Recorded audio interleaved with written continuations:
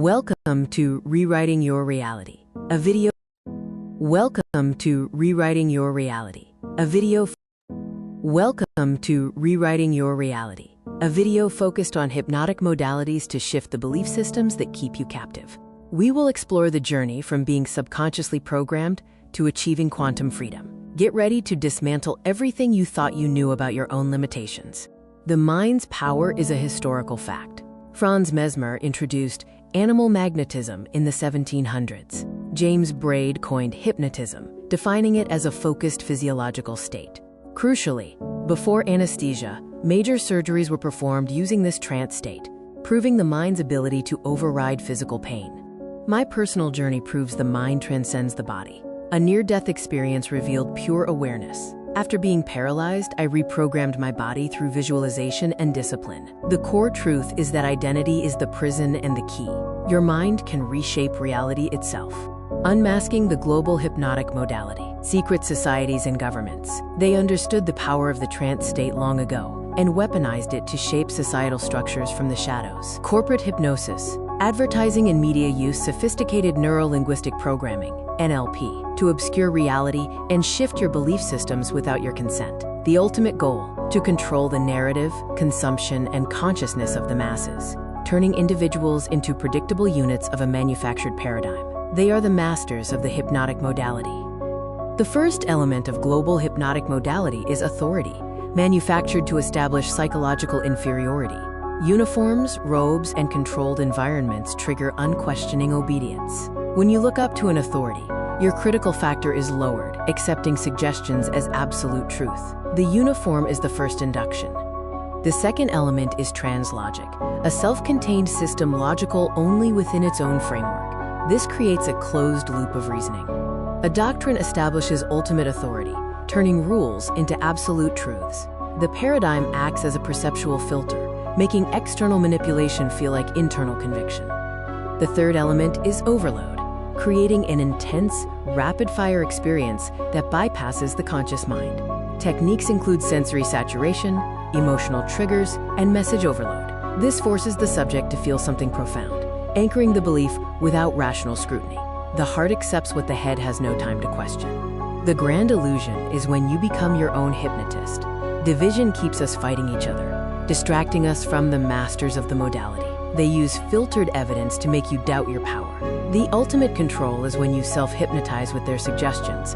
I am not enough. This is the self-hypnosis of suffering.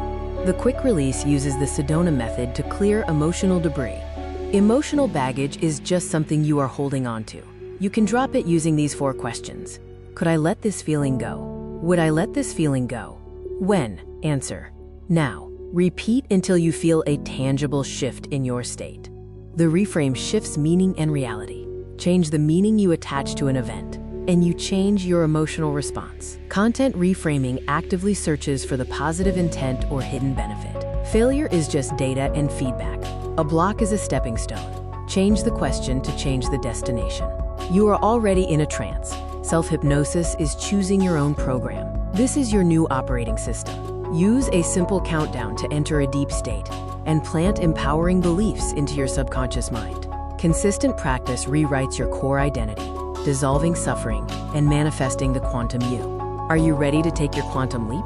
This exclusive transformation package offers the book 30 Days to the Quantum You, custom video masterclasses, and a personal Zoom session for deep work. Stop fighting the illusion and start rewriting your reality today.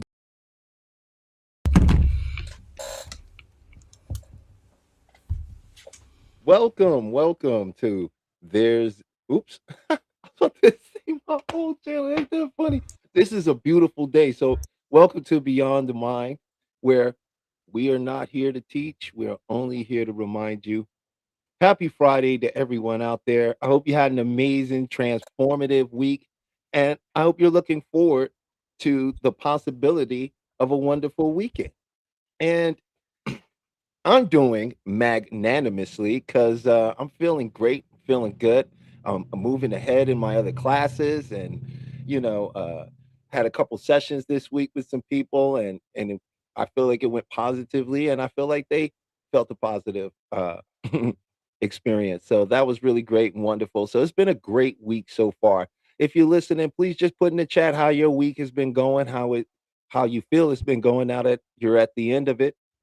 And also, what are some things if it didn't go that well that you would have liked to have gone differently? And Chef, What's up, brother? How are you? how are you doing? Oh man, blessed to be here.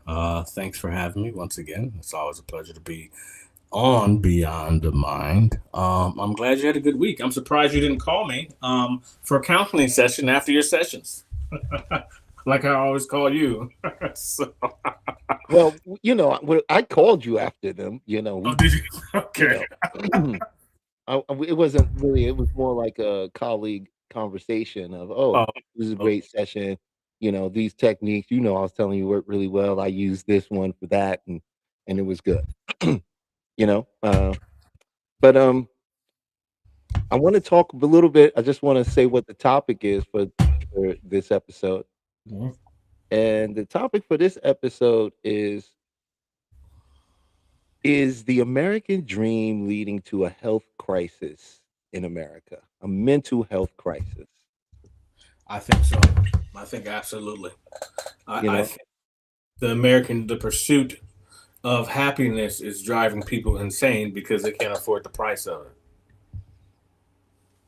Like mm, literally, can't afford the price of the sacrifice. Can't afford the price of the ticket of the price of what you're trying to purchase.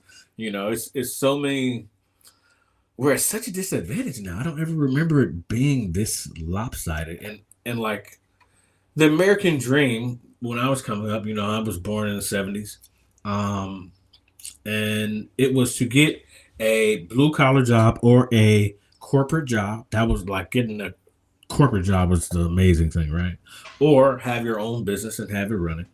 Um, then it kind of started changing in the 90s. Well, crack era happened, and then the 90s, and it's like,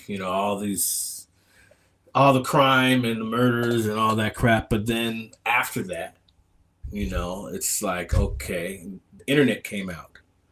So then everyone started to be into individualism, right? mm. And creating their own, I thought it was an dot commerce. It was a dot commerce in the was it late 90s, early 2000s? And then it went from dot commerce to, crypto, right? So, I mean, it has steadily been getting more and more uneven. We just haven't seen it like this before, right? So, like, I'll take my past career. I worked in film and TV for 33 years. The kind of work that I would have to do today to make the same amount of money that I made 3 years ago is like, the jobs just aren't there. So do you kill yourself, die trying to repeat to something that is no longer there, right? And then you have like AI taking all the jobs, or not. I shouldn't say taking jobs. I should say eliminating jobs. Excuse me, right? Mm. So then you have middle-aged people looking for work when they basically that they've aged out. It's almost like people have aged out from, if you're over 40, you're your time is coming, right? So what is the dream in that? Of always looking over your shoulder, wondering if you're going to be there. Like, we're in a perpetual state of nervousness, which takes obviously an effect on our mental capacity. So, like, how do you function in a perpetual state of nervousness consistently, like habitually? Well, I think that would lead to the mental health crisis that we're seeing. Yes. I really mean, we're spinning our wheels, and it's becoming insane because you can't, no matter what you see, what you need, you're gonna do those 40 hours, 50 hours, 60 hours to get what you need, right? But are you gonna be able to get up the next day? Are you gonna be able to go to work and like spend time with your family? Mm. It's almost like we have a society of people that just are just kind of lost, and everyone is looking for the antidote. Right. Well, yeah, the interesting thing is I did do some research on this about uh this American dream. And I would like to first just sort of define what the American dream is or was, right? You should be And the the white picket fence and the Yeah, wife and the kids. right. That was the essential metaphor that by a certain age you're going to uh if you go to school and you obtain a high degree, right, in a good field, that you're going to get a good job. Hmm. That's the first part of the American dream, right? And that part of the American dream has shattered, Gone. right? So that's one, right? Another part was that you were going to make enough money to save up to be able to get married, right? And put at least a down payment, right? Between ten and $20,000 on a home, right? More than that now. Well, at one time, the median price of a house was about 150 to $200,000, right? But Yeah, the well, but the medium price now is like 400,000, right? So the mhm. buy-in now is much higher. Hey, what's up, Moya? We got Moya jumping in on it. My sister's come in. She's gonna jump in on the topic with us about is the American dream leading to a mental health crisis in America, right? Because I wonder too, like before I go jumping off, right? And then that third part is that you would be able to work that good job for a certain amount of time. And Hmm. while doing so, you would be able to pay off your home. And by the time you retired, your home would be paid off. You Yeah. would have a nice nest egg of a savings, and you would be Hmm. able to enjoy your retirement with your grandkids and your family and travel. Hmm. Right. And I believe that was truly last experienced by what they called the boomer generation. Yes. The crazy thing is, I don't even, I was talking to my mom, and I don't mean to throw nobody out there under the bus, but I don't even think they really understand what they've done to the following generations. Just that their act of freedom, right? Because they got the opportunity to experience what was the Aquarian age, so they had a lot of new thing discovery, new things, being true to self and finding their true identity. I don't even know if they understand how much they've actually affected us. Well, here's what I'm gonna do before Moya gives her take on it. What I did was I looked into Psychology Today, a journal on Hmm. psychology, and so I looked up uh, this issue with the American dream and if it is causing or having an impact. And this is what it had to say. I'm not going to read the whole thing. I'm Hmm. just going to read from the section that says psychological impact of deferred dream. Hmm. It says for many young adults, the American dream feels more like a mirage than an achievable goal. This delusionment takes a psychological toll, particularly when individuals were raised to believe that hard work alone guarantees success. Systemic barriers and financial instability have led to an increase in mental health challenges, especially amongst marginalized communities. Excuse me. And so I'll just stop right there, right? Because some of the other parts of that goes into loss of hope. Many young adults accept, right, to build a life similar. They expected to build a life similar to the previous generation, only to find themselves struggling to afford rent, let alone buy a home or start a family. The Yeah. gap between aspiration and reality fosters deep disillusionment, making it difficult to remain optimistic about the future. So Mhm. Moya, what did you want to chime in on that? Can you hear me? Oh yeah, you coming in loud and clear. Okay.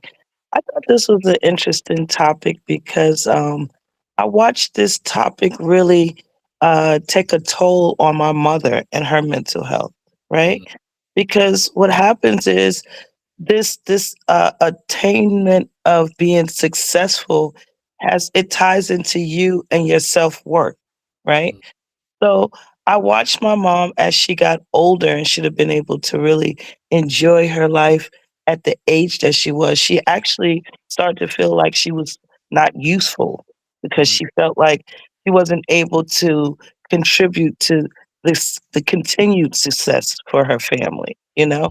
So it's just interesting how this idea of what determines you to be successful has really a lot to tie in with your self-esteem, and it's kinda sad because we're they dictate for us what mm. is considered successful. I had to really step back myself and look at some things like, "Do I really wanna do that?" Sorry about You that. know?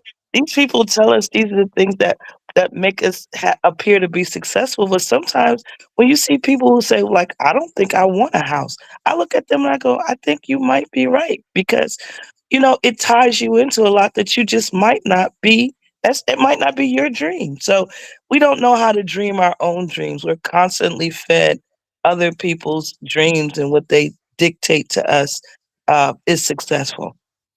Well, I think nice to meet you, Moya. I'm Stefan. Same Right. as you. Nice to meet you as well. I think the pursuit of happiness is what's driving people almost insane because what we're happy with maybe 20% of the time, and the 80% is the pursuit, right? So the pursuit of the American dream is obviously that idea of the white picket fence, the family, the dog, going to school, kid walking kids to school, like that. I mean, that has not really been existent in almost 20 years. We could I just agree. we could see it now because Yeah. and I think Talib and I we were talking earlier about expats and how people are leaving the states to go to other countries in the pursuit of happiness, but also the cost of living, the quality of life, Right, but when they get there, they still have to deal with themselves, right. right? But just in a much more pleasant environment for them. Well, for some, I shouldn't say for everybody, but for some. I agree with you because, well, here's the thing: your environment has a lot to do with how you behave. Mhm. You know, and maybe for some people, they need to get out of this environment and step into an environment that's more conducive for the individual they're looking to become, right? Mhm. But it's really messed up that the fact is that you feel like you gotta, Well, it's leave almost like here to order to find that. And I think that we also spend so much of our life trying to find out what makes us happy, right? I yeah. mean, I think about it even myself, it took me to get, to the age that I am to really stop and take a look at like what is making me happy. I feel like I'm working this job, I've achieved this, I did this, but are those things really making me happy? Or does it make me feel complete? Or am I just checking off all of these boxes that they say that we have to do, you know? And Yeah. I don't think we were taught as children how to really figure out what makes you happy instead of Mhm. you trying to make other people seem like you're happy. Well, Well, was it? I think that ties into, okay, I gotta do it. You wasn't here for that show, but you was with me more than that one. That ties into that how children are raised, how children are allowed to explore or not explore boundaries, right? When you just create boundaries out of a sense of a child needs to be disciplined, opposed to a child exploring themselves, right?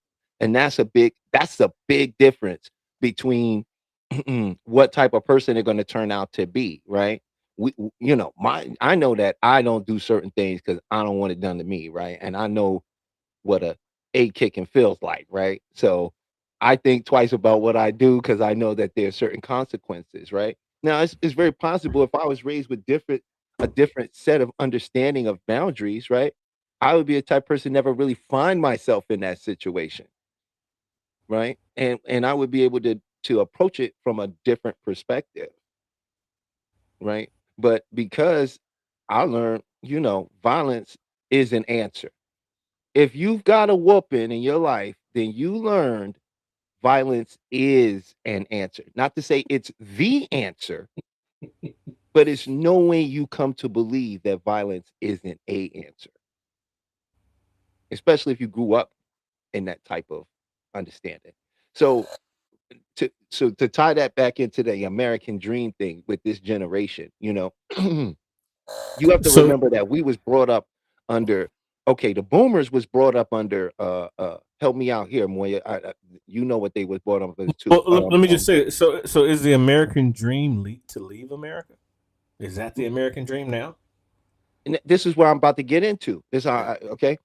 Right. During their generation, it was Mr. Ed, it was Andy. What was it, Moya? You know what I'm talking about? Listen, you going a bit older than me. No, I'm not saying that Don't you were put me there on for it. there. Listen, I grew up on a lot of Nick at Night. That's funny. Okay, we both did. So it's not that we grew up there. I'm just saying we saw the shows of that time because they were popular, and you didn't have 10,000 stations today, so they still played old stuff. And if you was a child that was sick or had to stay home or stayed up later than you were supposed to, these are shows you saw, right? My Right. point is, their generation was brought up on this image, right? Of what the American dream looked like. Remember, we got the American dream from Hollywood. They're the ones that projected the image of what it looks like, Well, right? if you go with that, then we That's why only, you as say black white. people, got the American dream when the Cosbys came in. Thank you. That's when the Yes. nuclear family formed, right? That's when they got us to get rid of our grandparents, not to have second cousins and big stuff when we were together, right? Mhm. These were the shows because before that, when you had shows like what's happening now, this was a different dynamic, right? Mhm. What I'm saying is the generation today, look at what they've been showed the American dream as. All the celebrities look identical. Mhm. All the music sounds identical. Mhm. To successfully complete the American dream today, you must make yourself a successful brand. Or But you and know how few people I can hate this I is hate why I say the mental health is bad too. You know how many few people can actually do that? I mean I hate to say this, but America presently is actually losing its culture because Absolutely. because it's chasing so many people out of it, right? No, And the because they corporate look, it's like every movie we love that 5 films that like it appeared after it. They have learned how to corporatize our lives, right? Yeah. Spit out carbon copies. One influencer does something that gets 1,000,000 views, there's 1,000 others that do the same thing. Because Right. they all had the same ideal? No, because they saw that guy got 1,000,000 views. There's no creativity because everybody's chasing that thing that's gonna make everybody look at them. When before we were trying to create something that would have everybody look,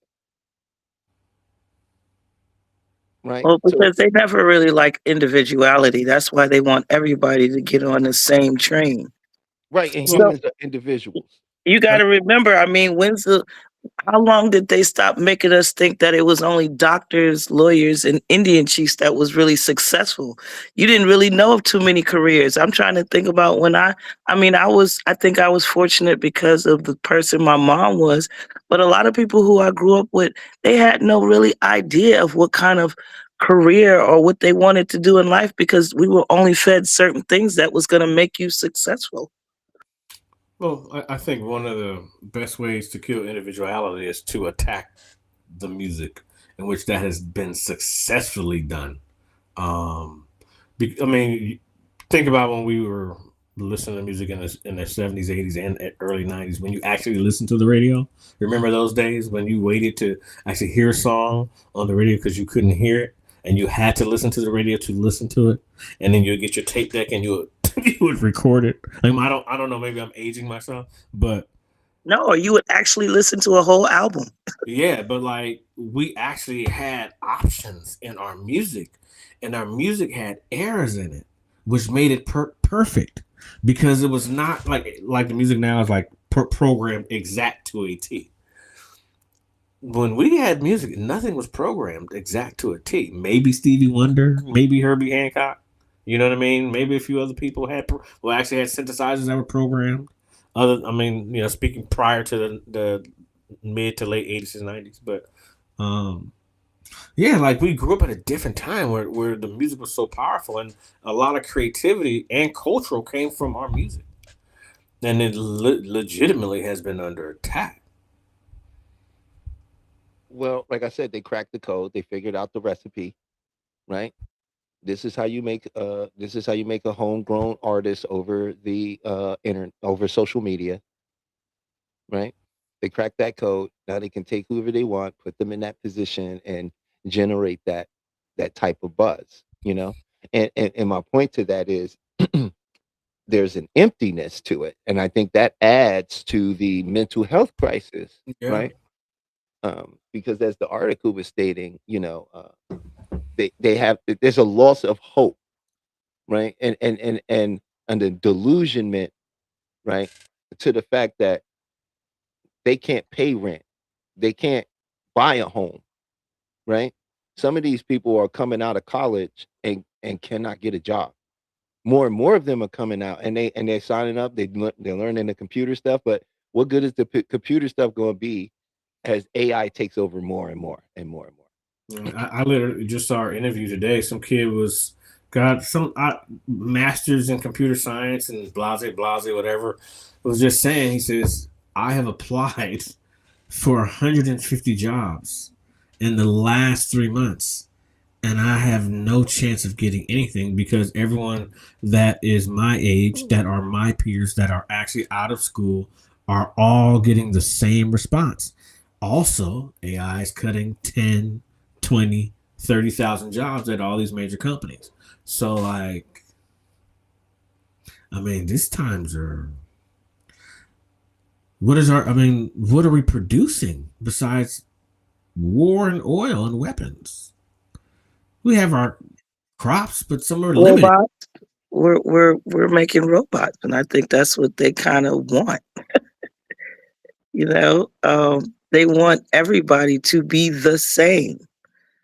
You know, and their next step is they're going to give us a stipend. We are going to sit in the house and watch the world change. Well, I've been waiting Right. for that And get paid basic, to watch TV. yeah, that basic income. Right, right. Universal basic income, right? And that's why, well, of course, in order to before you could do that, of course, you're going to have a massive mental health crisis, right? Of all the people that Of the complete collapse So financial. they listen, have to it's assimilate. more than just that because the mental health crisis is not just in the economy. You know, you got to look at what it's doing for us. Identity crisis that people are going through right now. There's so much identity crisis that's going on. It's ridiculous. It's sad. It's sad actually. The Latino community is going through heavy mental shit right now, and so I mean, it's a lot of immigrants right now are going through it, and a lot of them are still here, and some of them aren't, and they're also contributors of the American dream. Well, listen, we were the immigrants at one point in time, so I tell them, welcome to our world. I don't disagree with nothing either one of you is saying. It still ties back into that American dream causing a mental health crisis, and the number one uh, mental health problem over 60 million Americans have is anxiety. Yeah, Anxiety. I wonder if some of that is real or not. Well, Absolutely. Well, I know that there are multiple research. I even looked it up. I think it's very real because the people that I personally deal with and see and meet, a lot of people suffer from anxiety, whether it's the driving anxiety, whether it's social anxiety, and Lack of and food, and anxiety but is a low blood. crippling fear. You know, it's But not is what it a some real people are. mental anxiety, or is some of it self-induced? Because you're not they're telling you something and it's not reality, but you're believing it. Like is it real? I Well, have. and go ahead. Well, I want to say something. There's a new uh, group of people that Because there's a new mental condition that our generation it's after our generation, and it's like it has something to do with the technology, right? Being in this, um, and that is something that is major, and that is Yeah, coming. that's social anxiety. That's social anxiety. You have people that sit behind their computer like all day, like and I think some of this work from home stuff, I don't think everybody has to run to work, but I think some of it has caused people not to want to go back into the work field. I think that's true. I think that's absolutely true. I mean, well, when you get to see that you actually can have a life and you can do other things and still get your work done and still be productive, kind of hard to go back. Yeah, So but maybe in a Well, way, I mean, I and don't I think was part of that. that's not anxiety, you know. And you're right. It's something that you generate, right? This is why we can work with it and help people get rid of, anxiety over time by reconditioning them to the stimulus, right? That's all I'm saying. Is that like almost some of it is almost like self-induced anxiety. I think so. I think it's given out a bit much. I don't think I think people are overusing it. Well, Like I got yeah, I tired think of the people word are narcissist. I don't think oh, like every narc. Oh yeah, they well, kill. first of all, I'm talking about actual anxiety, right? Which is in the DSM-5 anxiety, not the stuff that these people keep saying, right? And they haven't gone and got actual diagnosis that they could show you a piece of paper from their doctor that says you have clinical anxiety, Well, right? I'm not talking about that. you I'm got a lot talking of people about the that's actual thing self-diagnosing where themselves, though. it's a huh? You got a lot of people self-diagnosing themselves. Right. no, But I completely agree, they right? chat GPT and diagnose them. Said, yeah, right. Huh? Chat GPT. Yeah, it's chat GPT diagnosing. Come on, man. It's just like some of the, and I'm not saying it's a hoax. I'm just saying there's some really gray areas. That's just like people wanting to get the marijuana card, and you see the doctor that calls you on the phone, and you tell them everything they want to hear, and they go, "Oh, okay, yeah, you're right. You need this, right?" So Right, you but I'm have, not talking about those people, right? You're talking about people who don't have anxiety, who are using it as a sort of secondary gain so right, that they can get something that they want because they don't want to do something other than the thing they're doing, but right? these people are still in that count of having anxiety. No, they're not because they haven't actually been diagnosed, Okay, right? These are self-diagnosed people you're talking about. Like a person that has a friend who does something that they heard a video says, when someone does this or that, they're a narcissist.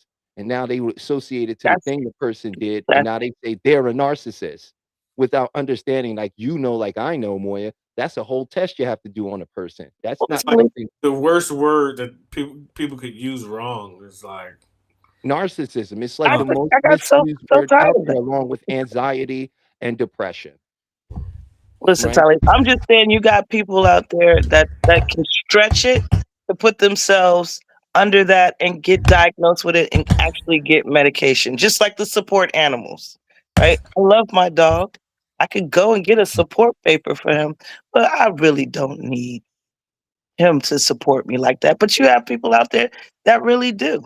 Right? Mm-hmm. So I'm just saying, but those people still fall under that anxiety category, but they probably are stretching it more than they need to. well, what happened to those people 50 Well, years I ago? don't think those people would fall under the research material and the Right. statistical data because those are people that went and did a study and was vetted.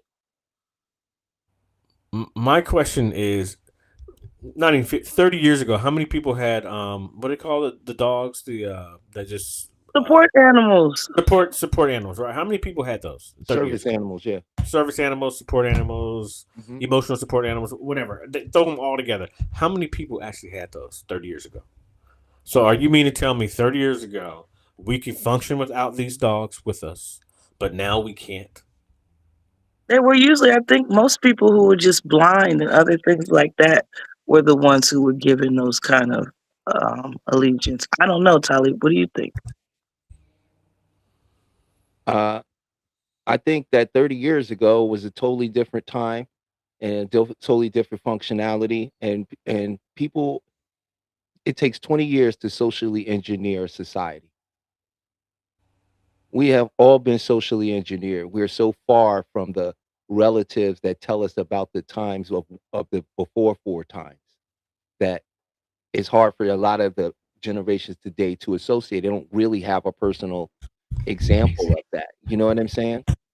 But there weren't certain things around before because that wasn't even a part of the mind for them. You know, like if you just look at Moya, there's so many they have currently you can find nicotine as a mental disorder. I think a lot of things they're just It falls under expanded on. addiction. Yeah, you know what I'm saying? Like I think that a lot of this stuff that was the way it was, it just don't even apply no more. Nobody needed a dog 30 years ago to go around if he wasn't blind. Nobody, I don't even think I have to look it up because I can't be sure, right? Because I don't even know when service dogs for the general public became a thing. You know what I So mean? I remember when it became mental health became a real thing. When Reagan decided to close down all the mental health hospitals. And then about 10 years later, we start seeing the problems on the street. And now it's escalated to a point where it is absolutely like, what are we doing as a nation? Like, because I know we're talking about the American dream, but when you think about homeless are veterans, PTSD, drug addicts, um, abused, a lot of abused women trying to get away. But the main thing that happens with homelessness is sleep deprivation, and people don't ever really think about like how sleep deprivation will really mess you up. But I was talking to my cousin who is a social worker, and she said it takes 60 days for someone to become completely homeless permanently. And she said something like 75 to 80% of the people who are homeless 60 days are permanently homeless. I was like, wow. And Does that apply in New York, Moya? They stretch homelessness in New York. You have to have absolutely nowhere to go. So you can't even tell them, well, I got a cousin's house. I can sleep on their sofa occasionally. They'll be like, nah, you're not homeless. mm, So I think every state has their category of what they consider homeless. Yeah. I mean, I live in Los Angeles, so it is horrible here. You guys don't even know. But the American dream used to be come to LA and become a movie star. And then people come to LA to become homeless now because there's no work. Because that was the American dream: become a movie star, come to Los Angeles, go to Hollywood. But that isn't even here anymore. So yeah, the American dream is not what it once was. I don't disagree, and I think it's having a great effect on mental health. And I think that I think it's gonna. I think more and more people are going to. They're coming to that realization that they may have uh, an issue that they need to work on. Mhm. I don't like. I Go agree. ahead. I agree. I think at some point reality hits you I think this younger generation has this false idea of how you become rich so quickly. Um, so when they are told a job is only paying $15 to $17 an hour, is that realistic for you? Might not even have a high school diploma, right? Mm. But it's a form of making money to possibly get experience to move on. But I don't think they see it like that. Like they feel offended if they don't come into jobs making an exorbitant amount of money. It's really unrealistic why a lot of guys don't go out and they get jobs because they feel like I don't want to make that money. Well, what do you think you should make when you have little to no experience? Everybody had to start somewhere, right? And so I don't know. I think that this problem is going to get worse before it gets better because I think the biggest thing that we're not paying attention to is that social media is really giving people a false impression of an American dream, That is absolutely true. right? Yep.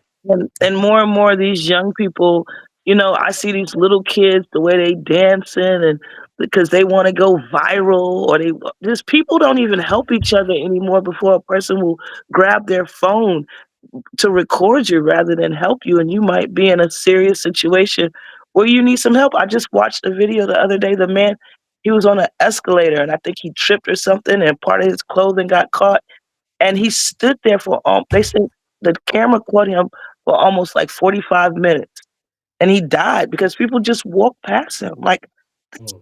crazy. You rather walk past somebody and record them rather than to help them. So I don't know. This social media kind of gives everybody this false impression of them becoming famous overnight because they've seen a couple of people do it, right? But Yeah, there everybody's is a going to try sense their of best. yeah, it's instant gratification. Right, right. And that's what but if you think about it, they didn't just start there. What happened was the dopamine feedback loop built into social media. It's Right. designed to give you a hit of dopamine whenever you get a like or someone agrees with you. It Right. literally gives you a hit of dopamine. You see Right. what I'm saying? And it starts as little drips, right? Little drips. Something you like, it's not even your stuff first, right? You like Right. somebody else's stuff or leave a comment and somebody likes what you like it, Mhm. right? Right. There's that little hit of dopamine, right? And now there's no regulation. It's no cutoff, right? Don't be like, you've been on here for such time, and there's an 8 hour rest period, right? Now, they don't do that on social media, but those little mobile games, they Mhm. do that there so they can control and regulate your dopamine hit, right? Because we both know it's like a drug. So the more times you use the drug, the more of the drug you need, right? To Mhm. get back to that place, right? And it's the same thing. So they'll start out liking something, right? Getting likes from that, commenting. This is where you get all these troll people comment. They're getting dopamine hits when you go, "Yo, you're a piece of crap. Why would you say something like that?" You understand? They're laughing, right? Because for them, that's a hit of dopamine, right? And if now you doing that 24 hours a day, 7 days a week, before you go to bed, when you wake up, while you walk through your day, while you're eating food, while you're talking to your friends. And then God forbid you get monetized for it, right? They would Oh never my stop. god, now you're making money. They're like, "Oh, somebody." You see what I'm saying? And then these platforms encourage it, right? Right. By having all these videos and influencers, Imma show you how to get 50,000 views, and you could do that in 3 days. Yeah. Yeah. But they don't highlight what impact this has on people's mental status, right? Because that's why what's his name? Kai Cenat is not no longer doing any more of the streaming because his No, mental health was affected. him and Oh, his little brother. I didn't Right. know that. Yeah. Yes. And it's a lot of streamers that have decided to take a break because it's taxing. It's fun at first, but doing that constantly, What it happens? does You have get an effect high on. all the time, yo. Yeah. It burns you out. This is why now they're starting remember, a lot of these guys was committing suicide. Oh, I should have said that, excuse me. race that could, not, leaving this world on their own accord, you know.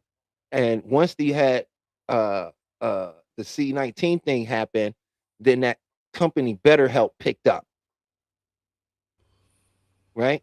And that's when remember, that's all the BetterHelp had the best commercial advertisement ever because you never saw that on television. That was solely a social media ad.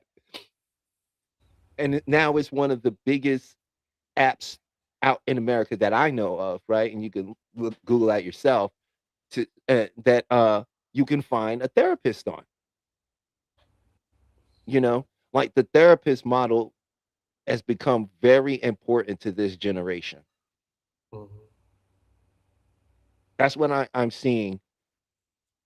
The young ones is the ones that seem to want to get therapy, or like, Mhm. I don't think what these, I don't agree. I don't agree. I don't agree. You know what I mean? So that's Uh, my thoughts on that. you know, your son, my son is 24. He'll be 25 this year. Uh, I knew that his generation was going to be in trouble. Because he had his entire senior year at home. They had a prom at like, it wasn't really the normal prom. It was minimalized. They had one, but it wasn't the same, you know. And I remember when he had his first year of college, he was supposed to go off to San Francisco State, and he had to stay home and take school online. That really played a huge impact on him, right? Like they didn't get a chance to do the kid things. They didn't get a chance to go out and get drunk on your prom, like the things you do when you're young, like messing up. I'm not condoning them, but I'm saying they didn't get a chance to be kids in his senior year, and then in his first year of college was actually the same. So I'm thinking about how many kids had 2 years in the freaking house, vital years. I mean, some of that, would I be wrong, Moya? Wasn't it a little over 2 years for some states and places? Listen, we felt like we dealt with COVID for at least 5 years in New York, and we were the so-called epicenter of it. Because I think it kind of trickled into everybody else. But we were dealing with it. I felt like we were dealing with it like 2 or 3 years before everybody started really like, starting to feel the effect of it. So I think it went on about 5 years for us. Mm. Yeah, like they socially engineered everybody in a very small amount of time, and isolated people, you know, and just restructured everybody's life at the same time, right? And that had a deep psychological effect, you know. And so I feel like people don't get help because they don't trust, right? And I can honestly respect why, because a lot of the stuff that they it's so many charlatans out there. Is that fair to say? Absolutely. Absolutely. There's a lot of Miss Cleos, if you remember them. Hey, hold on. I knew Miss Cleo. What? Yeah, Wait, I what knew. did you say? Yeah. I, And it's sad because they have taken this wonderful thing of manifestation and they've made a joke out of it, you know? And I feel like a lot of people have used it to also profit off of it, you know, because they're not truly, and it's a real thing, but I don't think they're really teaching people how it's done. Right? And so, yeah, I just think that there's been a lot of that has come about as I say it all the time. I think COVID changed the world, right? Then I think it's caused a lot of apprehension because there was a lot of scammers came up during COVID. They man, turned into millionaires. you have no like I have a story that's like so phenomenal. Yeah, Yeah, I can't yeah. say. So but you're but right, Talib. The trust So is many. really not there because while we talk about how they have these different avenues and they advocate for mental health, but it makes you think, how much of it is really real, and it starts a lot because another thing came about. during COVID was the life coach. Oh And yeah, every life coach was teaching you how to become a millionaire. Yeah, and Right? I ain't seen no more millionaires from them coming up. Hey, I was on so and so's, and his program made me a millionaire. It's like, I haven't seen Right. it. And the funny when you said it just make me think like when I was doing the MREX show and showing people things with the Sedona, and I was taking people through processes and giving them the real information and never asking for a dime because it's absolutely free because it's all in your head, right? And anybody just trying to outright just charge you outrageous money is a liar. They haven't done it themselves, right? And so on that show, I did a lot of that. And I can tell you that I watched several very famous YouTubers come out and start literally regurgitating what I said. And then there was a whole movement on it. None of these dudes was talking about manifestation. The black Right. conscious community had nothing to do with manifestation. They were still talking about numbers and astrology and using the great code so you can use all the numbers right to line your life up right. That's what they was talking about. I brought the power of the mind.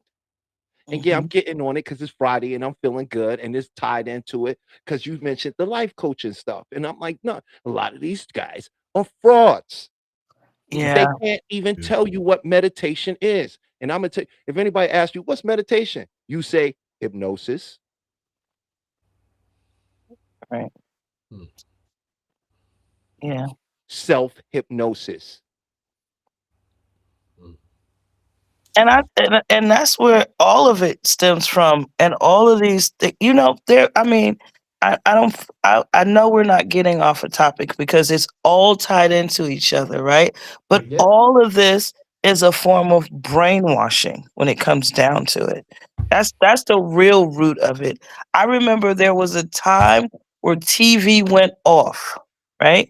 So when people are unable to keep feeding you things, that's when you go into you and you started thinking about things. But Mhm. the way things go now and everything is on, you don't have time to think because they're constantly feeding you something. So if they're constantly feeding you something, you don't have time to think about what you want because they're always telling you what you need. Hey, and that's called overload, right? That's Let me tell called you something. brainwashing. It's called overload, right? Because here's this thing. You think of information coming in as message units, right? And every day you can take in so many message units, right? Consciously before you hit the magic number. And the magic number sounds like this. Ding. You know that point in your day where you hear the ding and nothing coming in now is working. Like, listen, I can't take any more in. I can't listen to what you're talking about. I don't want to hear what you're talking about. I gotta go sit down somewhere. It's over. Right? That's the magic number. But I here's don't the think thing. people know where that is anymore, or if Uh, that's a thing, because they turn the TV on and start looking at their phone. this is my point. This is what the thing is doing. Is keeping you hitting that magic number. Right? You hit it, and guess what happens? Boom, you get hyper suggestible. You become hyper suggestible when you enter into that state. So they definitely do everything to overload you. Now, when you go to sleep, normally if you a healthy person and you cut stuff off and you lay down and you really decompress yourself and you actually get a good night healthy sleep, then your mind is going to empty out those message units. You wake up, you got a whole new, you can fill your cup up. But you know what? They don't the cup never get empty on people no more, right? They go to bed absorbing the message units. They wake up absorbing the message unit. There's no downtime. There's no chance for the system to reset itself. So they're easily and hyper suggestible. That's why notice these trends catch on so fast. Nobody actually thinks about them, right? Because they were hyper suggestible when they saw it in the first place. So I the term that I like to use, or not, I use, me and Chef use, is just the overload of message units. But another way you can look at it is that is how you could start the process of brainwashing someone. Because once they're in that state, that's what you're calling the brainwash. The brainwash is I'm going to give you new suggestions that's going to counter your old suggestions, and you're going to accept those suggestions, and they're going to become your reality. Mhm. Agreed. You know what I'm saying? And this is a tale as old as time, man. This is Right. this is a tale It's as just old all it as is the all this is the 2026 version of it. This time. is, you know, everybody, we talk about Big Brother. This is just Giant Brother now. You know, this is Big Brother on steroids. That the time that we Yeah, live but this in. is not sustainable. None of it is sustainable. The AI shits that's popping up everywhere. It's unsustainable. The water use is unsustainable. Like the surveillance is unsustainable because they need the AI to store the damn surveillance. It's like ridiculous. It's like Yeah, yeah. It's it's just like it's sustainable. just It's it's literally just like the chicken. We know it can't. Some of these chickens have to be not real, right? Because how many chickens can they make? How many chickens can reproduce in all this chicken that we see? Well, And they get I bigger. think the real question is how can they keep culling the Yeah. chicken? Okay. Which is when whenever there's an outbreak of any avian, they cull the whole thing. Thousands and tens of thousands of birds are put down, Right. right? millions, ain't they? Millions. Millions. But that's we just saying, let's say one farm, right? One farm that produces it. They might have, say, about 10, 25,000, or let's say they got 75,000 chickens. The other chickens were already shipped, is ready to go, but these 25,000 over here, 3 of them got infected. This other 25 got to go. They're going to put them all down. So you tell me, if they're putting them down, how are they reproducing them so fast? Right. Right. How long? You know what How I'm long saying? full grown chicken? How long does it take to get a full grown chicken? 3 months? 4 months? Right. I mean, the turnaround is kind of fast on that.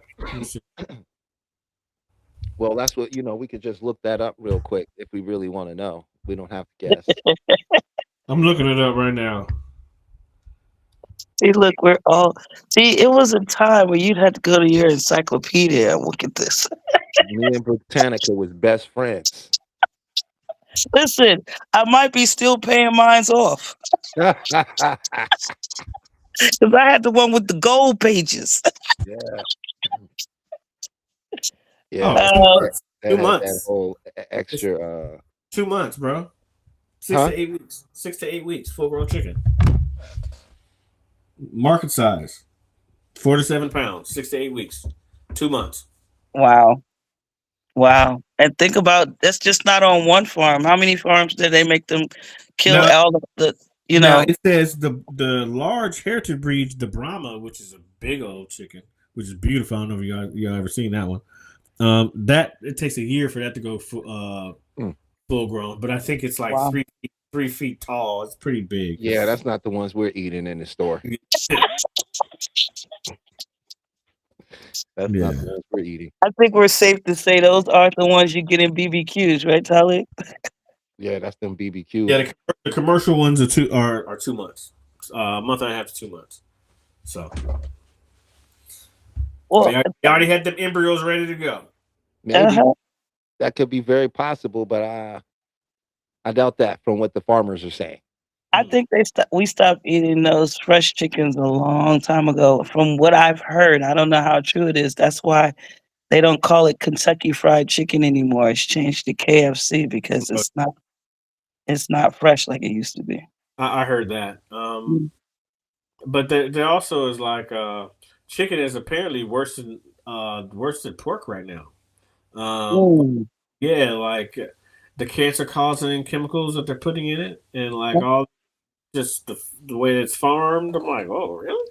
And like chicken is a silent killer right now. Right. And all the food that we eat is a silent killer. I mean, that contributes to what goes on with people too, you know? So I don't know. Well, that's all a part of the mental health crisis in America. The food, Well, I mean, Right. Food the food, insecurity. food Food is the food is insecurity. Well, driving people well, crazy. here's the thing. People eat a lot of carbs, right? A lot of sugar.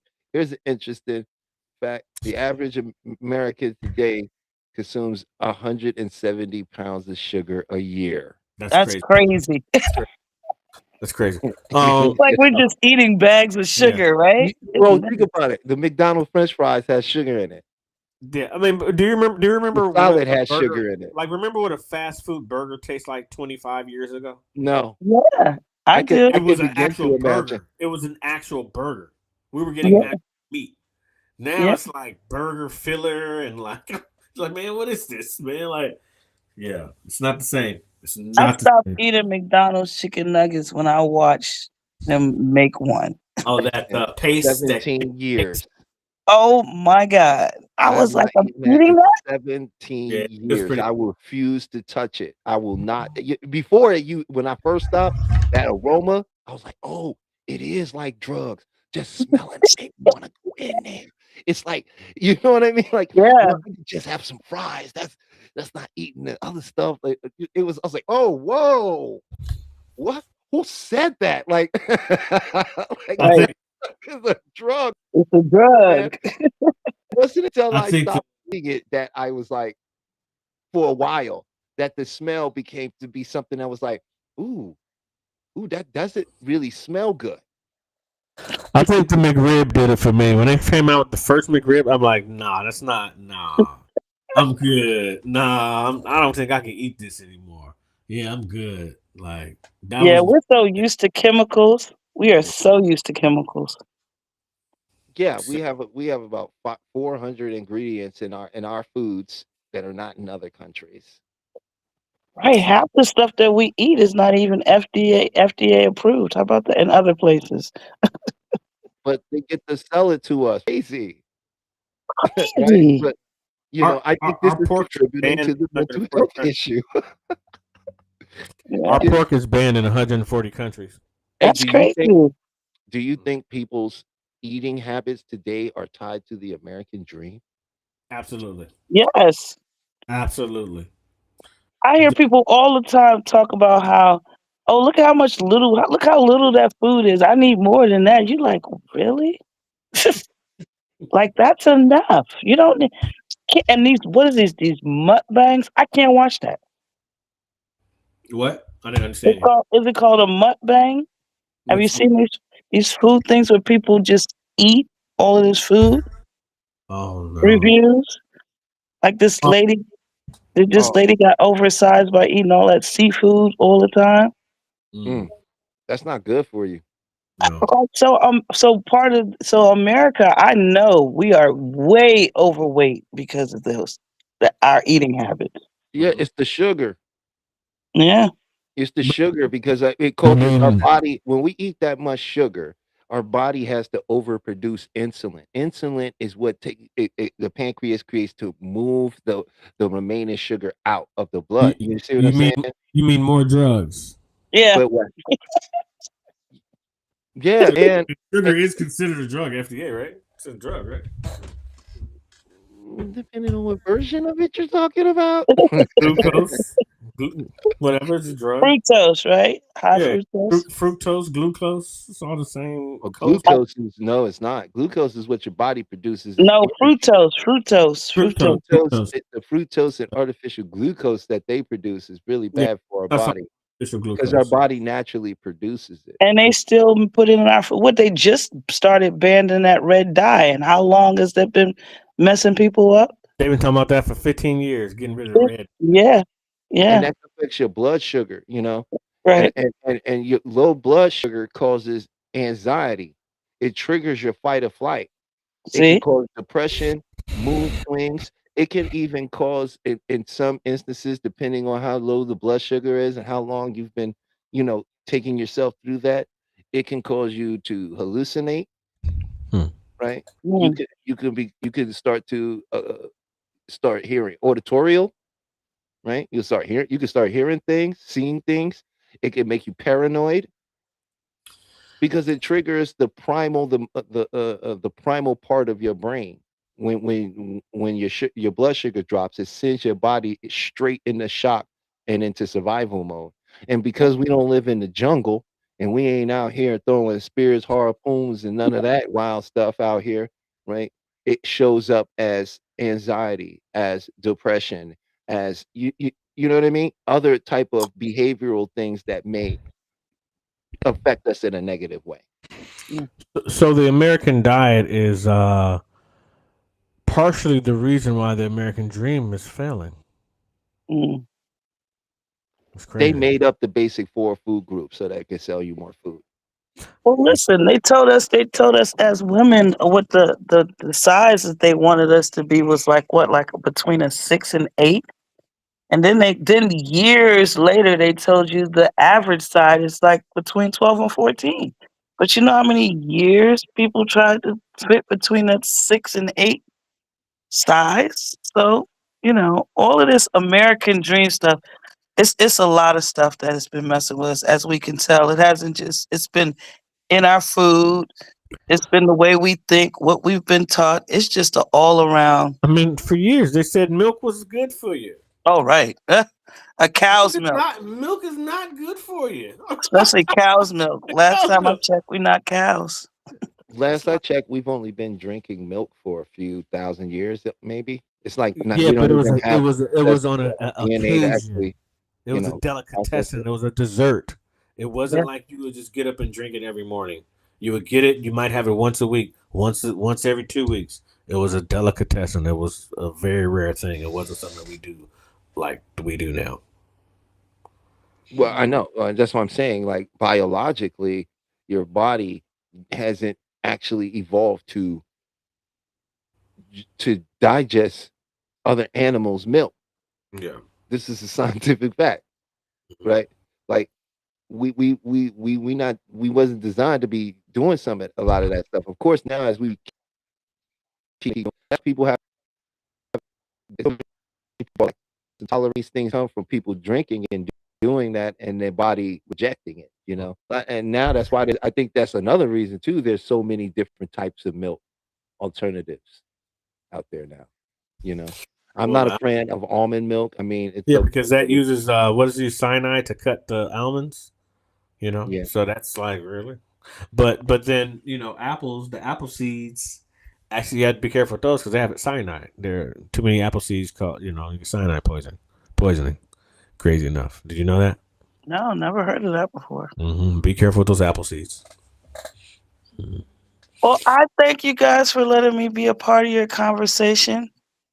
I think I'm going to go find some McDonald's fries to eat. No, I'm just kidding. I'm just kidding. You should go buy some. No, I ain't gonna say that. Do you know you cannot buy McDonald's French fries from them, like the raw ones? No, they're trademarked. They don't want you to go study it.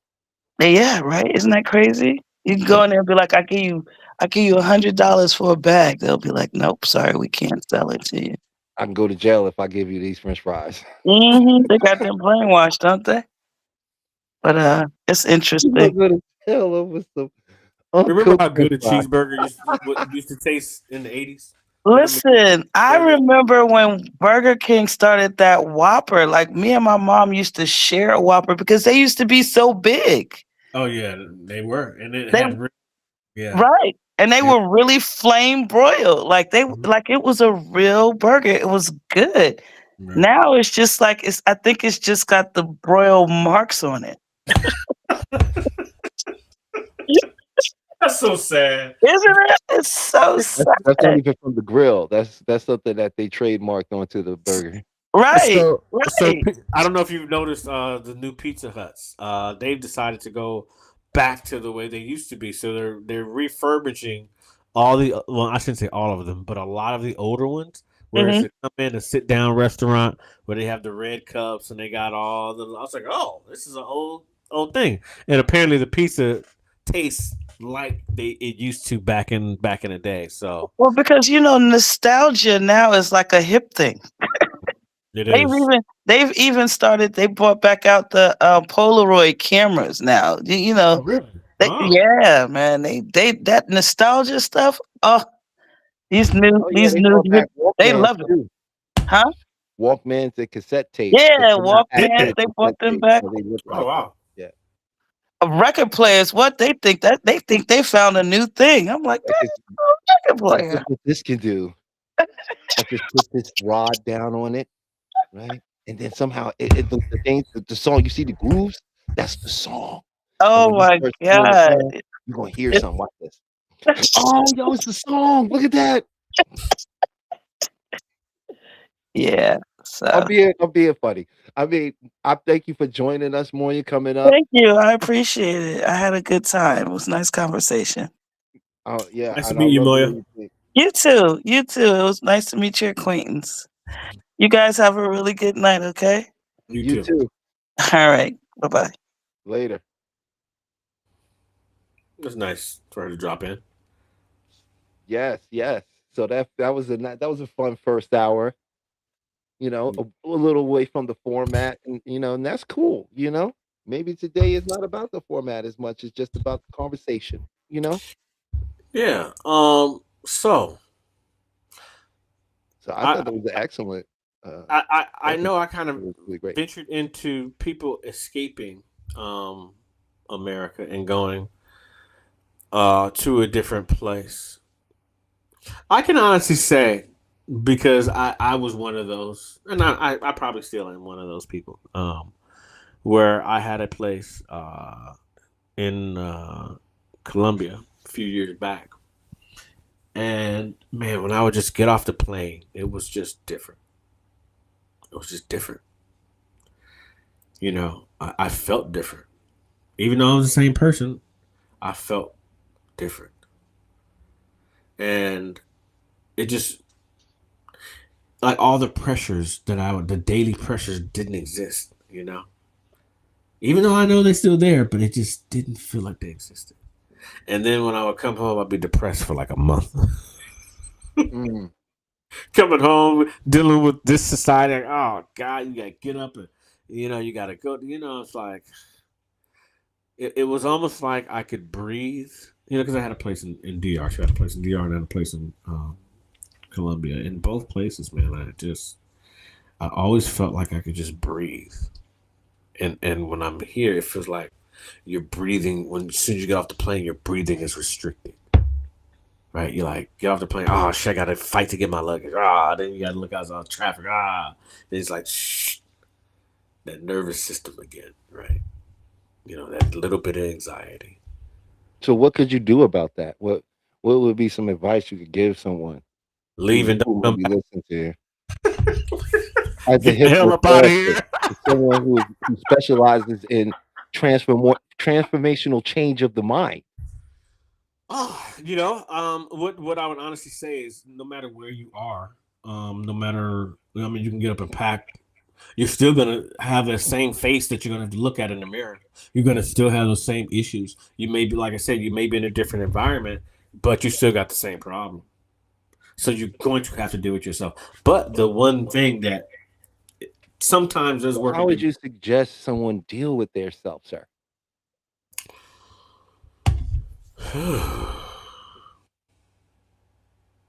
Here's my suggestion. You have to learn to reframe.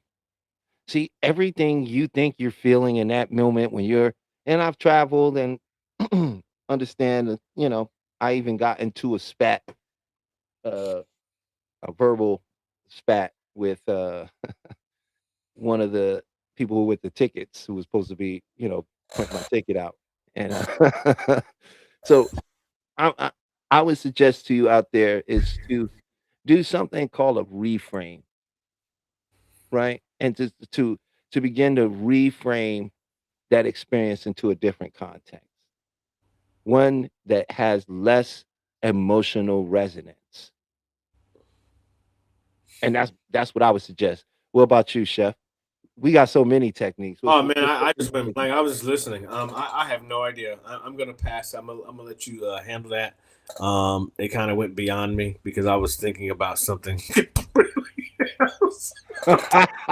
You went. I spaced Hey, out. we're just people, man. I was And, I was on planet Saffron for a moment. I was like thinking about some stuff, but what method would I do? Honestly, I would do a few things. Like what I'm would you glad you tell came back somebody to me. Me, usually they me, could me do? personally, for someone who is dealing with themselves within my meditation, my personal meditation, because I am a Reiki practitioner. Whenever I have these blockages, I focus on my chakras to open my chakras up, which I do with breathing, imagining release, bringing it back and releasing it. Then I do, you know, all seven, top to bottom, from a root to the crown. Um, then I would do, if I still had some more issues, which I'm sure, if once you have anxiety, you got to face it.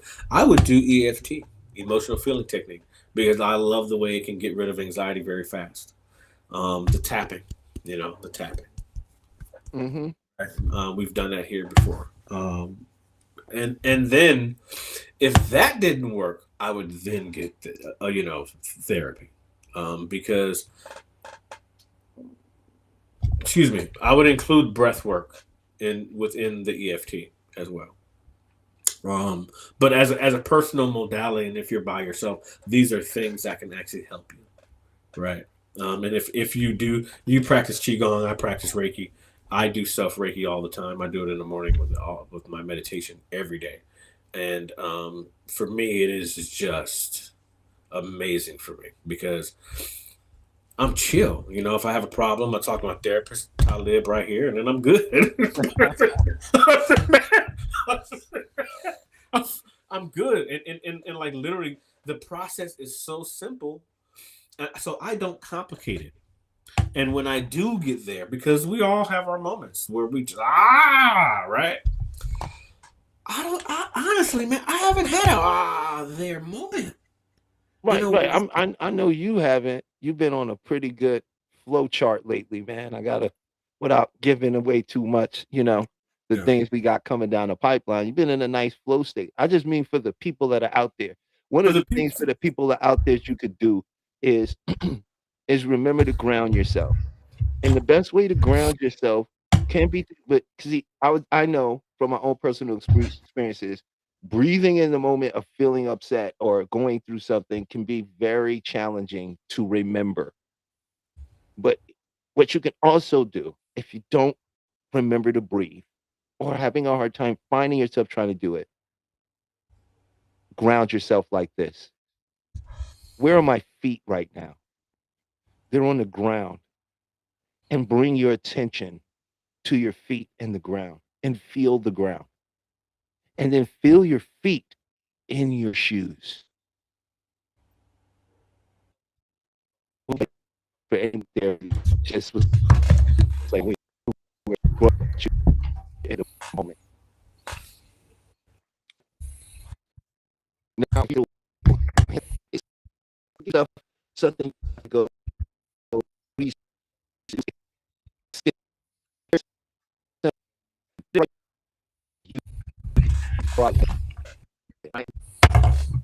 from your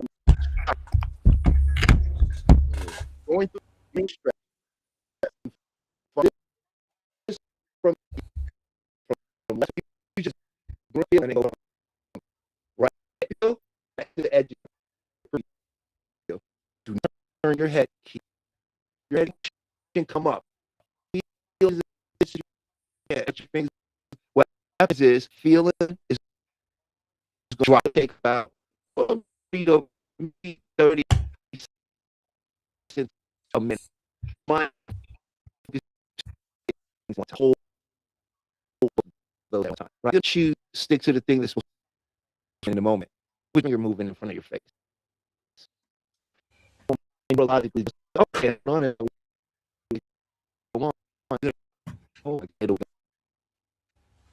It'll be gone.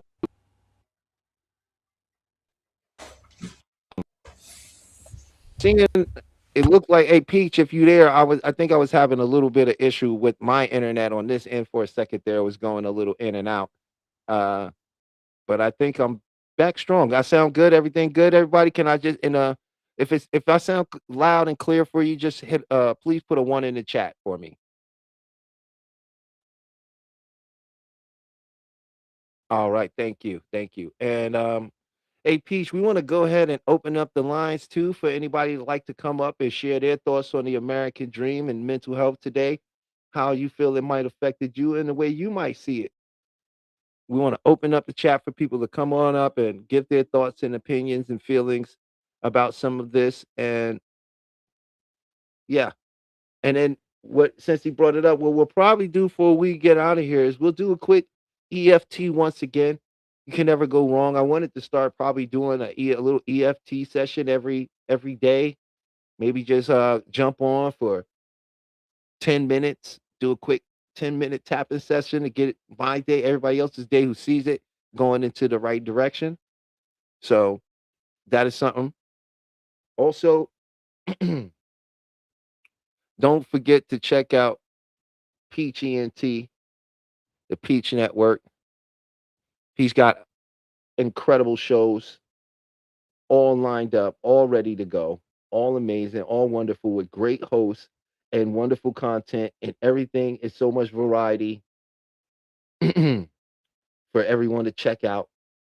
So when you get a chance, please check out Peach ENT. Uh, what I wanted to do was you have the I want to look at this little list I have here that on my thing of some of the shows coming up. We got the 12 p.m. ish show get coming up. I think that come up this weekend. We also what else we got here?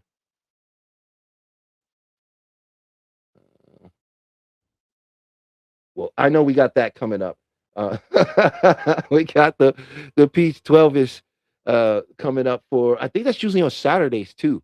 I always tune in, I always love to watch their shows because they're always full of fun and information and you never know what you're going to hear and where people are coming from, so you just get a nice wonderful perspective of everyone.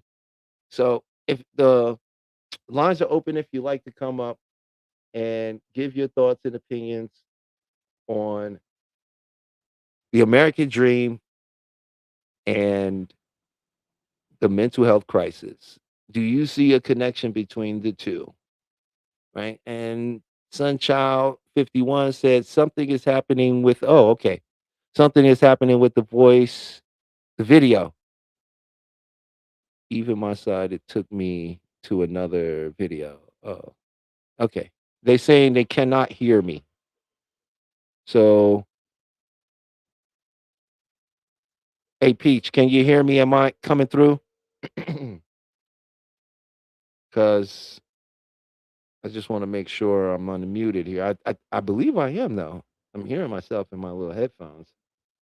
Okay, good. You can hear me. Great. Wonderful. Wonderful. I'm waiting for Chef to come back. He dropped. I'm pretty sure he's gonna jump back in. Oh, okay. It's okay. Peach is telling me, hey, Sunchild 51, it may be your internet or those settings you have. I'm getting some technical support on my end to let me know that my audio is coming through pretty well and I could be heard. So you may want to check that out. And I appreciate you though for letting me know that there was an issue you're experiencing. That was really cool of you. Hey, Hey, there he we're back. is. Look like we're back again. Sorry about that. There we go. Okay. Coming back online. There we go. There we go. Much better camera. Cool. That was I don't know what happened there. Everything just shut down. Well, you know the internet can be that way sometimes. It's not always. Like a solar flash happened. Yeah. Took us out.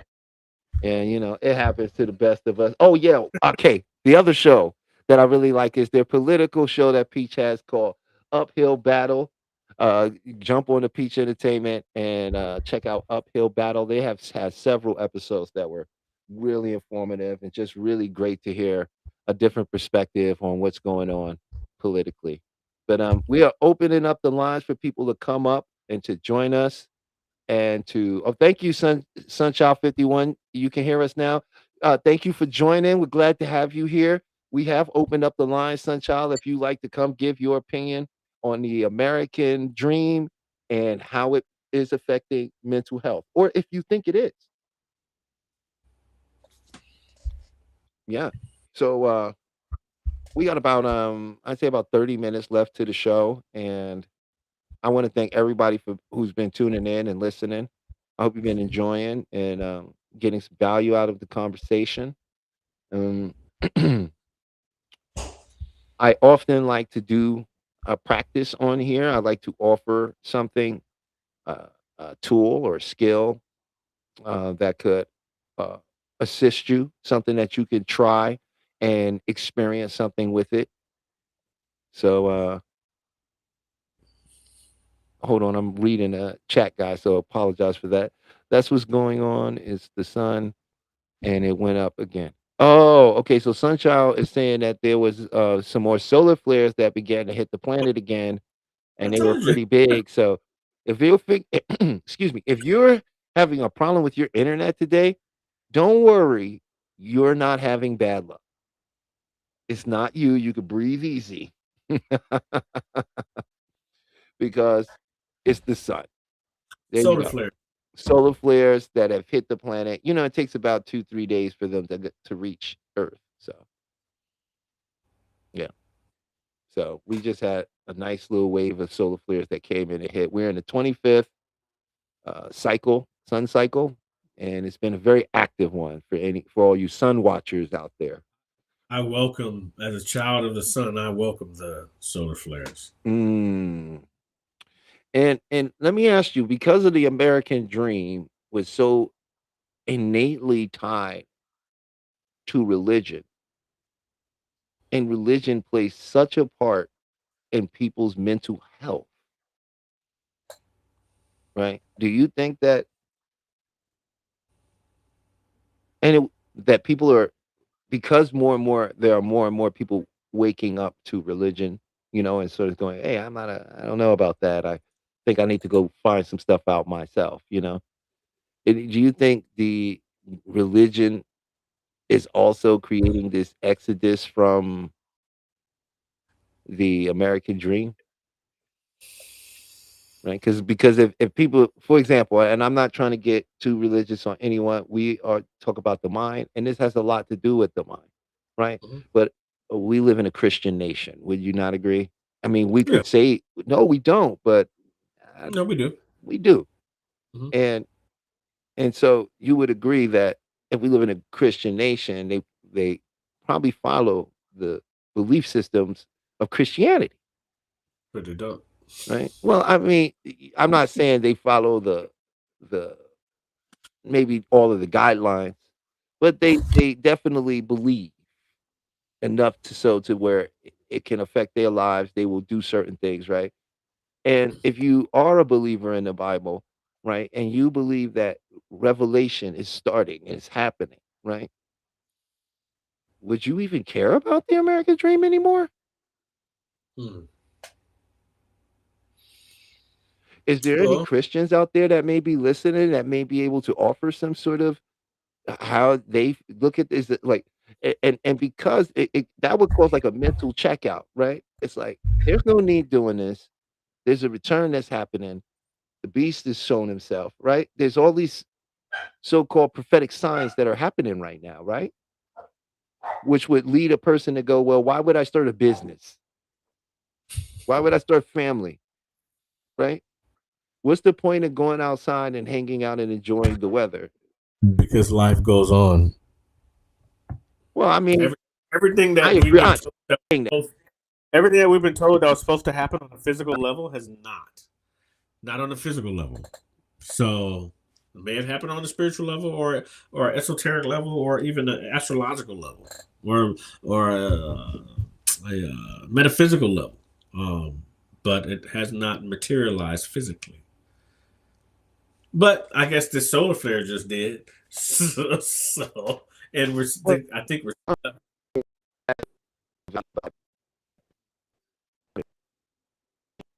ooh.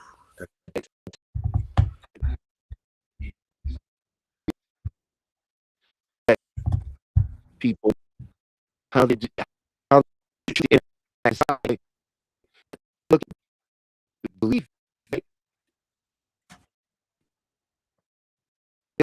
They're able right? it creates this dynamic of, it's almost like, from what I'm thinking, from what my just from my personal being me, right?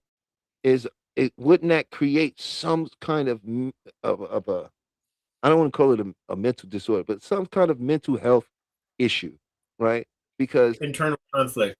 right, wouldn't that, thank you, perfect term, right? That's why you're my colleague. Would it create that internal conflict in a person, right? And that's, it's a form of resistance, which is the form of being uncomfortable and so on, and so I'm just curious to know, Peach, if you got, I'd love to know what you think about the American dream. If it, but I can already hear her saying, "Nah, leave me out of that. I don't want to do the American dream." Um, one thing about the church is not doing as well financially as it has done previously in the past. Um, COVID put an ass whooping on the church. Excuse my language. It just, by them not going, people not physically being able to go to church, church couldn't get tithes. So, they've been having a tough time getting people back up in the churches. That has nothing to do with COVID. I think that has a lot to do with a lot of the messages that are being relayed now, because in this era, people are looking more towards spirituality and not as much as a particular religion. More of finding themselves and trying to figure out why they are the way they are. Realizing that, I think spirituality is a beautiful thing in my personal life because it is my individual relationship with God. And no man and or woman can get between my personal relationship with God. So spirituality for me works for me. But we're all evolving. I have a great understanding of who God is and what God means in my life. And I do understand that I am the American dream wherever I go. Because the dream is here. Or here. So wherever I decide that I'm going to be, it's going to be that dream. Even if it's not here, it's still going to be the American dream because I am the American. And it is my dream. And I always wanted it to be. But in saying that, I can go back to, was really the American dream our dream? Because that was never my dream. Was it your dream? Yeah. The house, the kids, yeah. That's one part of it. It's not so that Yeah. that's what I was trying to say. Like, Yeah. it was not, the American dream was really pushed through Hollywood. That's why you keep saying white picket fences. That's Donna Reed. That's Donna Reed. That's where you got that from. Yeah. Right? You got that from Donna Reed. You got that from the television. Now, when we came along, what was the American dream now for minorities? It was like, oh, you could start a business, right? Calvin's got a job. It was, oh, hip hop came in there, and all of a sudden, on TV, right? select TV, a microwave. If you had a Cadillac, that was it, and a job. Yeah, well, those were the things that were symbols of it. But remember, we have been, everybody's not the same, right? There's something called social stratification. This is classism. Okay? Lower class, middle class, upper class. See, within this is each of them have their own hierarchy system. People in the lower class do not receive the same education, nor do they experience the same environment as the middle class. They do not get taught religion the same. They don't get taught anything the same. So there's this division in everybody, especially when it comes to I'm going to say minorities. When it comes to us, right? When it comes to us, right? There's this thing that's where we don't seem to understand that what they pushed on us was the drug dealer image got twisted into something that was a positive that was used through hip hop. It wasn't started with hip hop because hip hop was a call to action, and not only just a call to action. That was during a time where we were going through a lot, and the young people was created their own way to express what was going on in their world and make fun for themselves. Nobody really believed in hip hop. This is a fact. Well, the drug dealer created the new age entrepreneur. Well, yeah, because remember, black exploitation film set the last bar, right? But And that was the pimp. that was, pimp. but the pimp also dealt in The new age entrepreneur. right, which was, hey, I sell eep, and Mhm. all of a sudden I might sell a little bit of bleep, right? Mhm. And if you mess with me, I'll cut you, right? Right, and the diamonds in the back, sun rooftop, digging the scene with a gangster lean, right? All the music, that's direct lyrics from a song for those that know, right? All the music, and that was the American dream that was pushed on us, right? But Now by the time, go ahead. You mentioned the music. You mentioned the music. That shit was fucking important. That was pivotal in the American dream, the music, because it brought out the emotion. Right. Well, Right. now, when you pair that with the imagery, right? Now you have a powerful suggestion. Movies like The Mac, bro, all that stuff, that created an image that made you go buy the album. We're gonna have a conversation after this, and we're gonna talk about that movie. Oh, But but sidebar, you bring sidebar. right when you bring it down though, further down the line, right? When by the time hip hop came along, right? We and into the 90s, there was this new version of the American dream that was forming, right? Mhm. It was a new American dream that was forming, right? And there was this, you know what? I'm going to accept that I'm a thug. Life ain't never going to get no better. It got glorified. It got glorified psychologically, right? Tupac is the reason that anybody has thug life on their body, period. End of story. It didn't exist before he did it and showed everybody. That's just the fact. Yeah, but did okay, so I'll ask some questions about that. Did he embody Old Dog? Because Tupac wasn't like that before when he was with Digital Underground. And I know this has nothing to do with the conversation, but did he embody Old Dog from Menace to Society? Because it was 93, I think Menace to Society came out. Right? No. It wasn't 93 when Man, Menace to go Society? watch Juice. He Yeah. embodied Bishop. Oh yeah, that's right. You're right. Yeah, he definitely embodied Bishop. He embodied Bishop. He took that personality on and never let it go. Right, and then that became the next thing. But Yeah.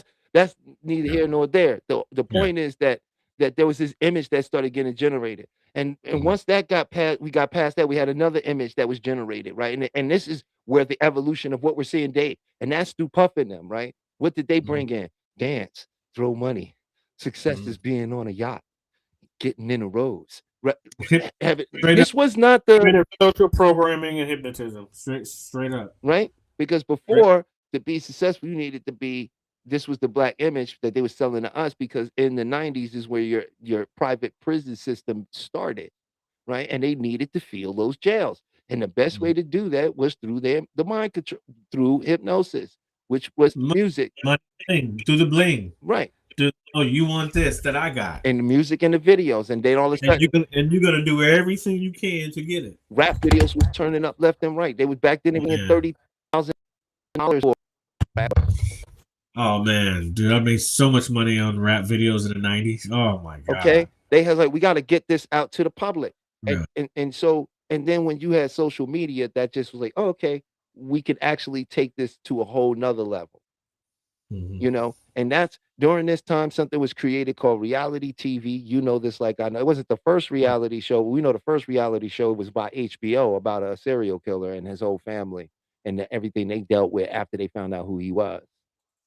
That's literally the first reality When you're- TV show. Show MTV. What was it when they had the house when they were in Crib? No, not Crib. Shit. I was asked to do Real World. Real World was the first, and that was like 92, 93. Some round, yeah. I got asked to do Real World, and I turned it down. They experimented with it. And, I know. and oddly enough, remember, it was during that writer's strike in early 2000 is when all of your reality picked up.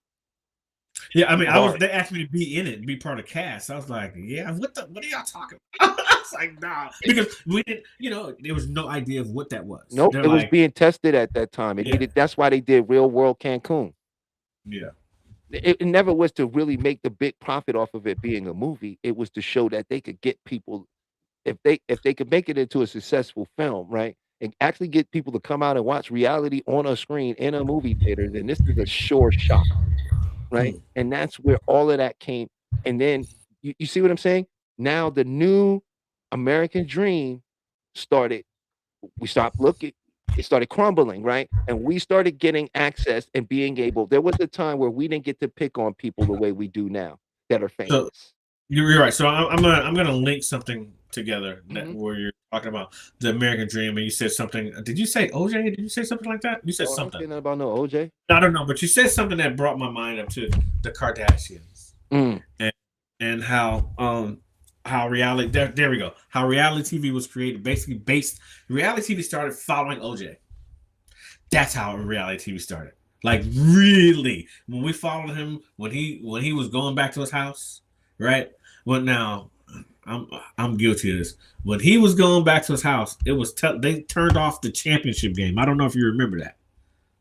We were literally watching OJ get chased from his house. I was able to watch it on the news, go to the 405 freeway, follow his ass on the freeway, and then it was a party in front of his house. Literally, it was a block party in front of OJ's house, and everyone there. This is long before it went out. It was like a free OJ. Everyone there having a great time all night, party in front of OJ's house. Media saw that attention. And when they saw that attention, that's when the Kardashians, when whatever happened with them, that's when they capitalized off of it. But getting to them, one of the reasons why all of the women look alike or have the same style, all the people have the same style, is part of them, part of that programming through the Kardashians, and essentially what. And I have to say, Kim Kardashian got famous for. No, right? I understand what you're saying, but bro, Jersey Shores was before that. No, but I'm talking about. And when I say reality TV, you have to understand what I'm talking about. I'm talking about, why do they call it reality TV? Because it's supposed to be what? Unscripted. Yeah, but it's all scripted. The words aren't scripted. What's scripted? The scenarios are scripted. Huh? Every scenario is scripted. The environment is scripted. The scenarios are scripted. Meaning they don't know what they're gonna say. They don't know. Bro, I've worked on Real Housewives.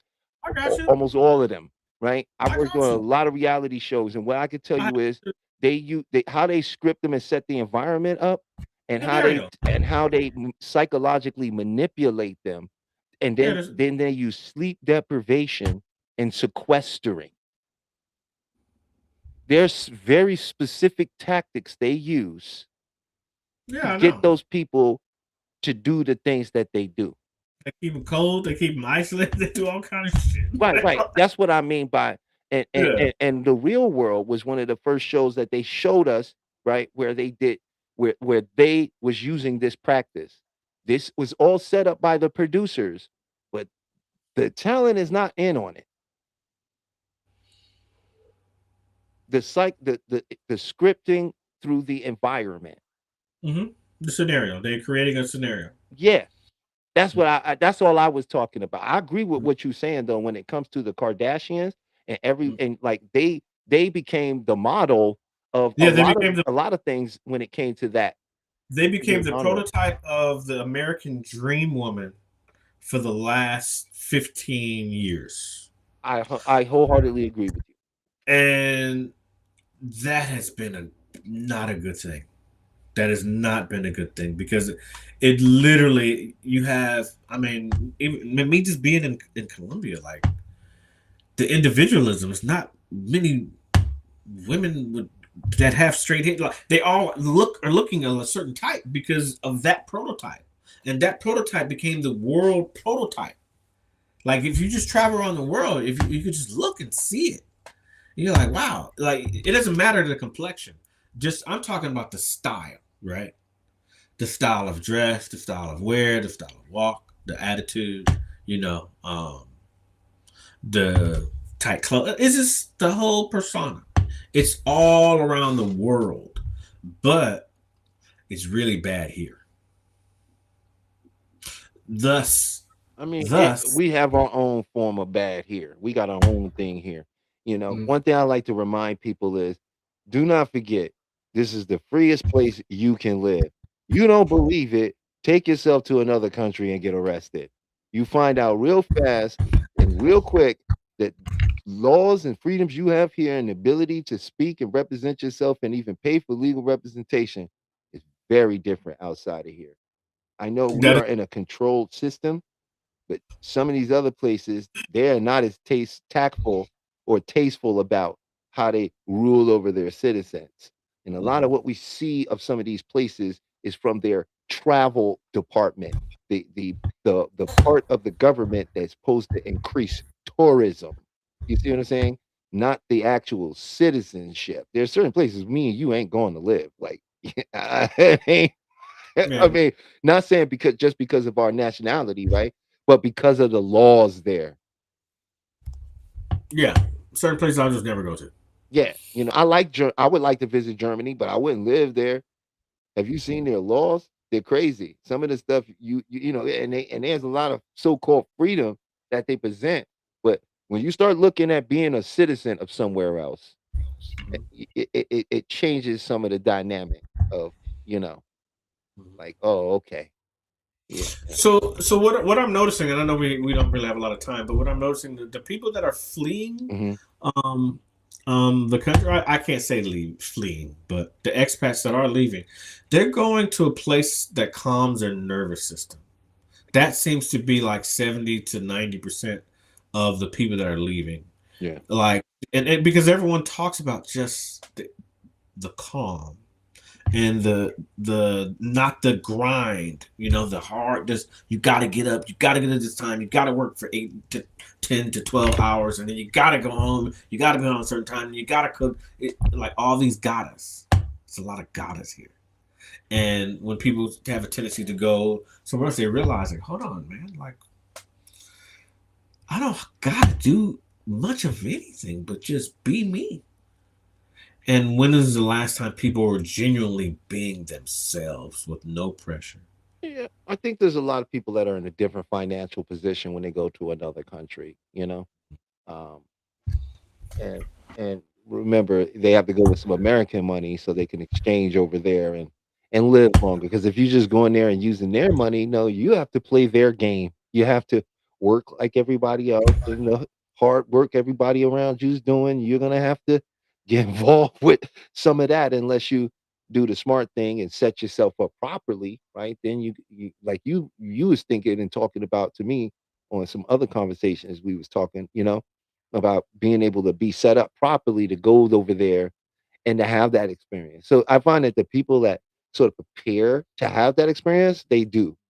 There's a lot of people that go there to run from here, Yeah, that doesn't right? work. And they end up running into the same issues there because they're the issue, Hmm.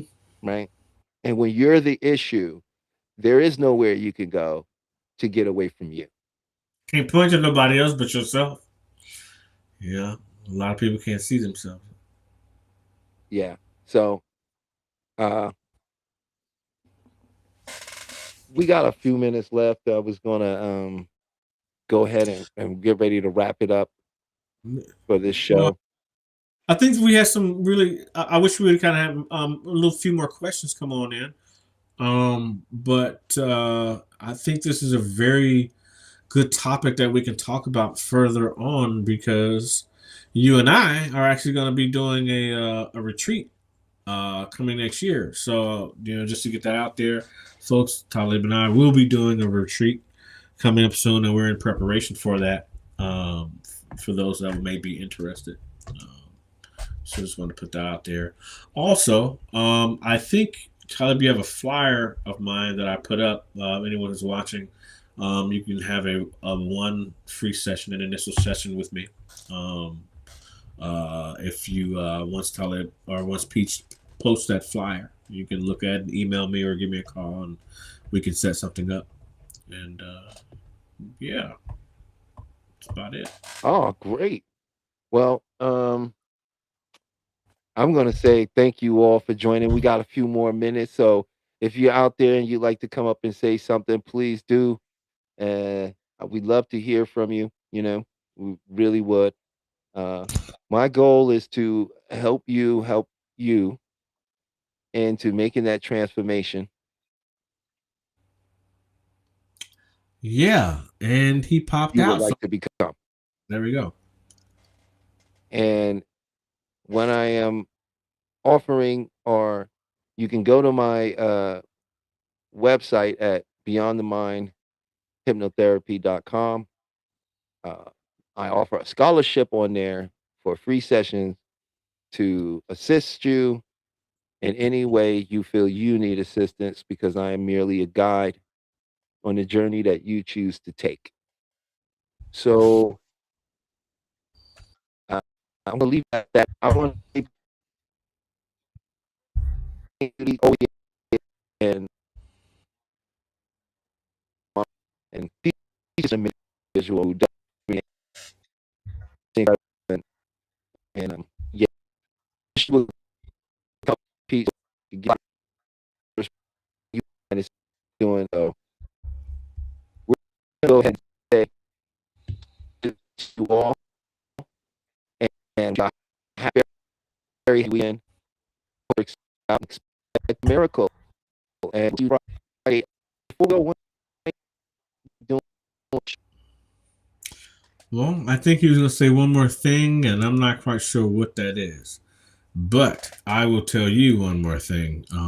I can be reached at Oraya Hypnotherapy, which is OREAHA hypnotherapy.com. Sephron at OrayaHypnotherapy.com. There we go. So I want to thank you all for joining us. We'll be back next week at 8 p.m. on Friday, and that's 5 p.m. if you're on the West Coast over here with us. I will be talking to Peach behind the scenes. Maybe I'll be doing another thing with another show. Something else may be coming up down the pipeline, but we'll talk to the big boss man and see what we looking at. But in the meantime, in between time, expect a miracle, and we'll see you next week. See you next week.